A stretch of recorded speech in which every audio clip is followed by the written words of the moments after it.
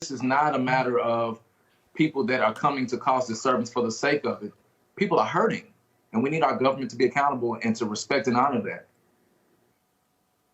Sheila Jackson Lee, the need for change in America is so great, one wonders where you start. Are you asking me the question? This is Congresswoman Jackson Lee. I am, indeed. Yes, well, first indeed. of all, let me the question I was asking, yeah. Let me thank Carry on, my no co-guest for his leadership.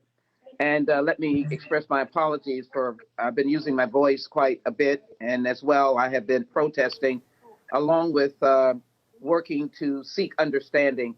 I would not call this violent actions by protesters. They have been marching in peace. And yes, there have been some violent activities that have occurred. And because of that, we label them all as violent. But what they want is solutions. And solutions means that we need to pass legislation such as the Law Enforcement Trust and Accountability Act that I will be introducing tomorrow. We need leadership in the White House, a change in the White House. We need people to understand the young protesters that are there, that they are leaders.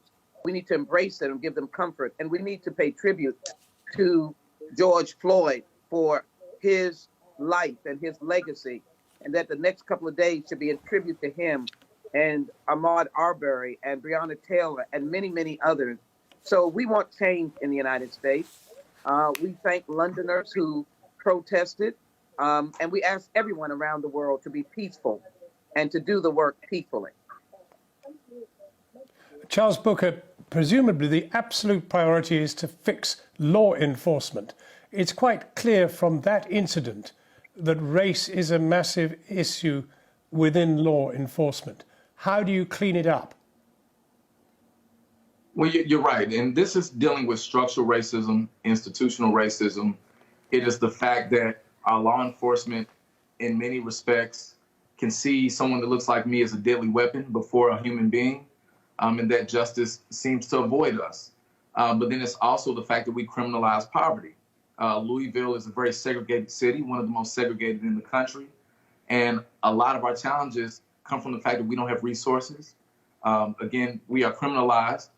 And then as we go into the system, our rights are taken away and our prospects of a gainful life are denied. So that's why this conversation is not just about law enforcement in this particular moment, but accountability and humanity long term. We're demanding justice, and we know that peace is not merely the absence of violence, but the presence of justice. And we need to seize that moment together in this Commonwealth, in this country, and across the world. I think that is and when you hear the president talk of a crackdown, where is this going to end? We can't accept a crackdown. That is not going to be the pathway that America can take toward justice. That's what these protesters are saying. We can't use the same policies, the same language, the same solutions. More militarization is not going to help. I make it very clear as a senior member of the Judiciary, there is a very large numbers of good law enforcement. We call on law enforcement to protect and serve. That is the oath that they take. We cannot, however, accept and support and allow and give deference to someone who will kill another human being in the streets for 9 to 10 minutes, who is supposed to protect and serve. We cannot tolerate those who stand by and do nothing and see a crime and do nothing. That is not allowed. And so justice means that these individuals will be charged with murder and that they will be ultimately tried, not because we dislike police. And then the next step is to pass serious national legislation that deals with accreditation, accountability, de-escalation, and holding those officers who don't follow the law, hold them accountable. That is justice. And I think the other part of it is to owe our respect to the Floyd family and all these families and tell them that we'll not have this ever again because we're changing the laws. Sheila Jackson Lee, I'm sorry to cut you off, but Sheila Jackson Lee, thank you very much indeed for joining us, and Charles Booker. And I do apologize for the picture quality coming in from Texas.